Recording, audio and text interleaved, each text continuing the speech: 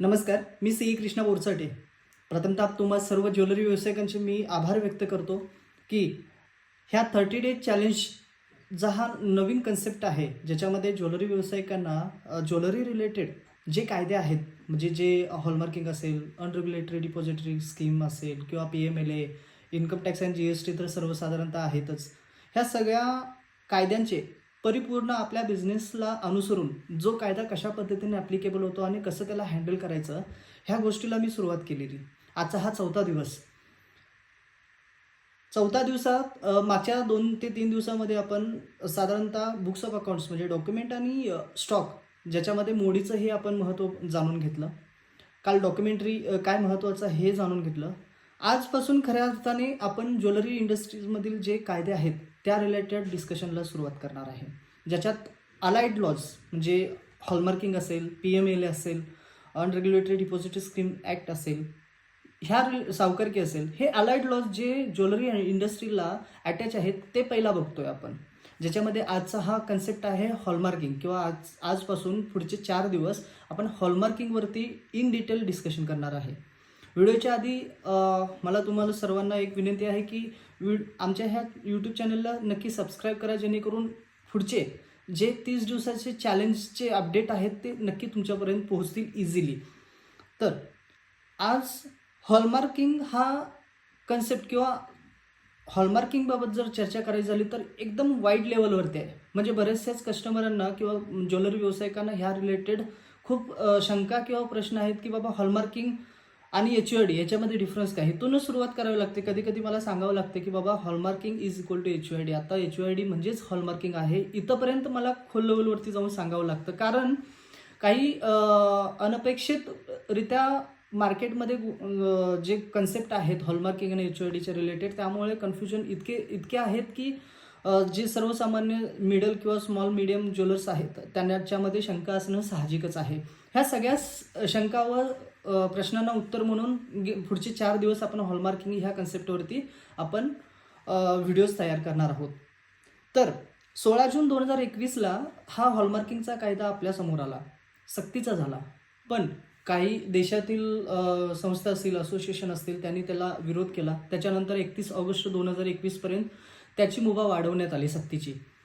पण ह्याच्यामध्ये झालं काय की हॉलमार्किंग आणि HUID ह्याच्यामध्ये डिफरन्स लक्षात आले नसल्यामुळे बरेचसे संभ्रमावस्था लोकांच्यामध्ये आली. त्याच्यामध्ये 4 डिजिट जो आधीचा हॉलमार्किंगचं चिन्ह होते किंवा हॉलमार्किंगची पद्धत होती, त्याच्यातून HUIDला शिफ्ट होताना काय काळजी घ्यावी लागेल, डिक्लेरेशन असेल किंवा काय असेल, हे बरेचसेच आहेत. त्याच्यानंतर ही हॉलमार्किंगची पार्श्वभूमी काय आहे, परत हॉलमार्किंगचं रजिस्ट्रेशन आहे ते कोणाकोणाला करावं लागतं, त्याचा क्रायटेरिया काय आहे, परत हॉलमार्किंग करतानाची जी रजिस्ट्रेशन करतानाची जी प्रक्रिया आहे ती काय आहे, त्याचा कोणत्या टंचाचं हॉलमार्किंगचं दागिने करावं लागतं, त्याच्यामध्ये काय यूज करू नये, म्हणजे लाईक कॅडमियम असेल, इरिडियम असेल, रुदिनियम असेल, ह्या धातू न वापरता कशा पद्धतीचं तुम्ही स्टँडर्ड त्याला ऑपरेट करू शकता.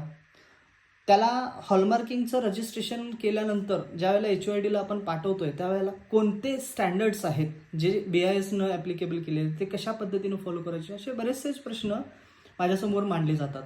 हे कुठेतरी सॉल्व्ह करण्यासाठी मुळात हॉलमार्किंग आलं का हे लक्षात घेणं खूप गरजेचं आहे. जसं की 2001मध्ये हॉलमार्किंगच्या रिलेटेड एक सर्वे झालेला ऑल ओव्हर इंडियामध्ये, ज्याच्यात 8 शहरं घेतलेली आणि जवळपास 120 सॅम्पल गोळा केलेले. तुम्हाला पटणार नाही की त्या 120 सॅम्पलमध्ये साधारणतः 38.6 इतका शुद्धतेमध्ये, प्युरिटीमध्ये डिफरन्स आढळून आलेला. BIS ही हॉलमार्किंगची सिस्टीम राबवते किंवा इम्प्लिमेंट करते आणि BIS हा कन्झ्युमर ऑफ अफेअर्स जे सेंट्रल गव्हर्नमेंटची एक डिपार्टमेंट आहे त्याच्या अंडर काम करते. कोणत्याही नागरिकाला, कोणत्याही देशातील ग्राहकाला ह्या प्युरिटीमुळे धक्का लागू नये किंवा लॉस होऊ नये म्हणून ही संस्था खूप ॲक्युरेट काम करते. ज्याच्यामध्ये त्यांनी सांगितलं की बाबा त्यांना आढळून आलं की 38.6 म्हणजे हा एकदम मोठा फरक आहे. तो फरक टाळण्यासाठी काहीतरी ह्याला टर्म्स अँड कंडिशन ज्वेलरी इंडस्ट्रीजमध्ये आणणं गरजेचं आहे, जेणेकरून सर्वसामान्यांना त्याच्यावरती लॉस होणार नाही. मग त्यावेळेला हॉलमार्किंगची एक कन्सेप्ट आली 4 डिजिटमधली. त्याच्यामध्ये त्यांना प्युअरिटी आपल्याला डिक्लेअर करायला लागत होती. हॉलमार्किंग सेंटरमध्ये हॉलमार्किंग होऊन आपल्याला ते दागिने येत होतं. हे सगळं होत असताना त्याची प्रक्रिया काय होती ते पहिला जाणून घेऊ. कोणताही कायदा जाणून घेण्याआधी म्हणजे तो कायद्यामध्ये इम्प्लिमेंटेशन कसं होतं, ज्याच्यामध्ये स्टँडर्ड्स काय असतात हे समजावून घेणं खूप गरजेचं आहे. जसं की मी म्हटलं की बाबा BIS हे एक स्टँडर्ड ऑपरेट करते आणि त्याच्या थ्रू हॉलमार्किंगची जी प्रोसिजर असते ती पार पडते. तर हे स्टँडर्ड काय आहेत, तर Indian standard on gold jewellery जे 4 ते 5 म्हणजे 5 स्टँडर्ड आहेत तसे, ते 5 स्टँडर्ड खूप गरजेचं आहे ज्वेलरी इंडस्ट्रीवाल्यांना बघणं, किंवा ज्वेलरी इंडस्ट्रीमधल्या सगळ्या मॅन्युफॅक्चरर असेल, उत्पादक म्हणजे होलसेलर असेल, रिटेलर असणे, ह्यांना समजावून घेणं खूप गरजेचं आहे. हे जर स्टँडर्ड समजलं तरच तुम्ही कुठेतरी पुढे जाऊन पुढच्या 4 दिवसामध्ये हॉलमार्किंगचा कायदा इझिली समजू शकता. तर त्याच्यामध्ये काय होतं, IS 1417 ज्याच्यामध्ये ग्रेड्स दिलेले आहेत. ग्रेड्स म्हणजे काय, कॅरेट्स. ह्या IS 1417 म्हणजे काही लोक म्हणतात की साहेब हे ग्रेड्स चालतात का, तर जो IS 1417 आहे त्याच्यानुसार गव्हर्नमेंटनं कॅरेट्स डिक्लेअर केलेले आहेत, ज्या कॅरेट्समध्ये फक्त HOID करायला चालते आणि ते HOID पासून तुम्हाला कस्टमरला देता येते.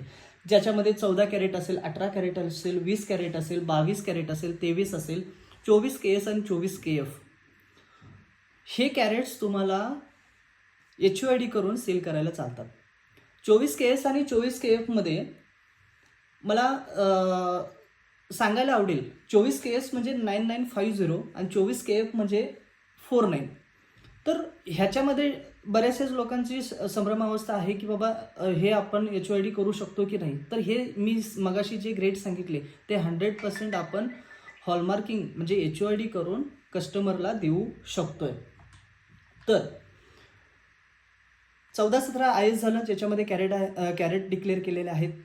त्याच्यानंतर 1418 फायर असे मेथड, जी हॉलमार्किंग सेंटरवाल्यांना कशा पद्धतीनं हॉलमार्किंग करणं गरजेचं आहे ते ह्या स्टँडर्डमध्ये फायर असे मेथड म्हणजे 1418 ह्या IS मध्ये सांगितलेलं आहे की ह्या पद्धतीनं तुम्ही HOID करताना प्रोसेस फॉलो करा. त्याच्यानंतर 2790 ते मॅन्युफॅक्चररना ज्या वेळेला आपण मगाशी ग्रेड्स बोललो, ते मॅन्युफॅक्चरिंग करताना काय काय गोष्टी बघणं किंवा कशा पद्धतीनं प्रोसेस फॉलो करणं मॅन्युफॅक्चरर. उदाहरणार्थ बरेचसेच कस्टमर किंवा ज्वेलरी व्यावसायिक यांना मॅन्युफॅक्चरिंगची सिस्टीम माहीत नाही. म्हणजे माहीत नाही इन द सेन्स काय, आपला हा बिझनेस हा व्यवसाय जो आहे तो पारंपरिकरित्या आलेला आहे, जिथं बरेचसेच धातू जे आपल्या ह्या इंडियन स्टँडर्डनुसार बॅन केलेले आहेत. उदाहरणार्थ मी मगाशी जसं सांगितलं, इरिडियम असेल, रुदिनियम असेल, ते प्रोडक्शन करताना तुमचे कारागीर त्याला यूज करतात. एक उदाहरण सांगतो, म्हणजे मी प्रत्येक ठिकाणी हे सांगतो की ह्या स्टँडर्डचं गाईडलाईन्सचं किती महत्त्व आहे.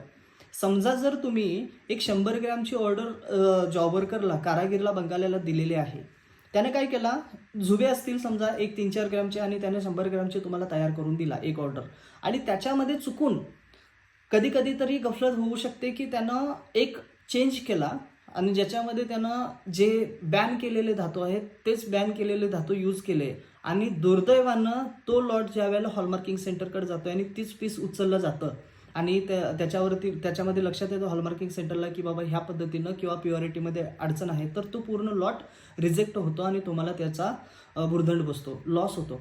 मग हे असं होऊ नये त्यासाठी कारागिराला तुम्ही स्ट्रिक्टली सांगितलं पाहिजे की बाबा हा स्टँडर्ड आहे, ह्या पद्धतीनं मॅन्युफॅक्चरिंग झालं पाहिजे. जर लॉट माझा रिजेक्ट झाला तर 100% त्याची जबाबदारी तुझी राहील, त्याच्यामध्ये होणारं नुकसान हे तू बिअर करायचं आहे. अशा पद्धतीनं काही प्लॅनिंग ही नियोजन ही ह्या स्टँडर्डनुसार किंवा स्टँडर्डचा विचार केल्यानंतर तुम्ही करू शकताय. त्याच्यानंतर 3050 आपण जे IS 3050 जे आहे ते डाग कशा पद्धतीचा वापरायचा आहे. आपण ते गोल्ड सोल्जर करतो ना, ते म्हणजे डाग, त्याला काय प्रोसिजर आहे किंवा कशा पद्धतीनं करायचे आहे हे आपण ह्या इंडियन स्टँडर्डमध्ये बघायचं आहे. त्याच्यानंतर 15820 जनरल रिक्वायरमेंट्स आहेत, म्हणजे हॉलमार्किंग सेंटरनं कशा पद्धतीचे काय पॉवर्स आहेत किंवा त्यांना डॉक्युमेंट काय ठेवायला लागणार आहे किंवा सिस्टीम कशा पद्धतीनं प्रोव्हाइड करणार आहे.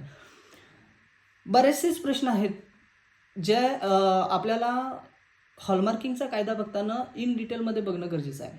आजचा हा फक्त इंट्रोडक्शन स्पीच होता.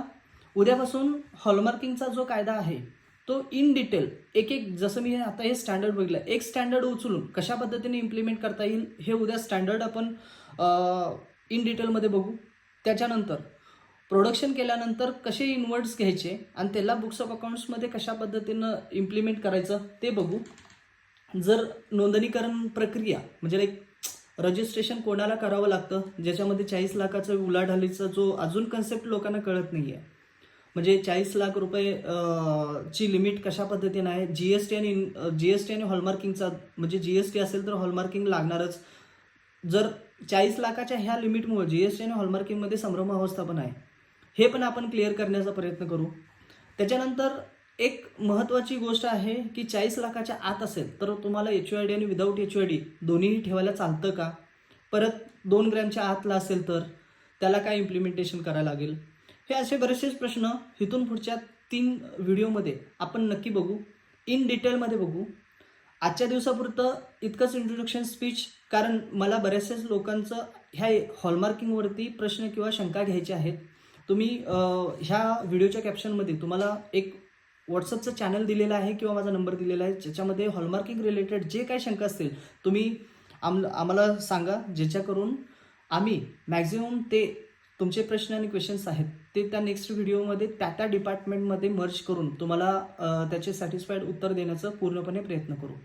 धन्यवाद.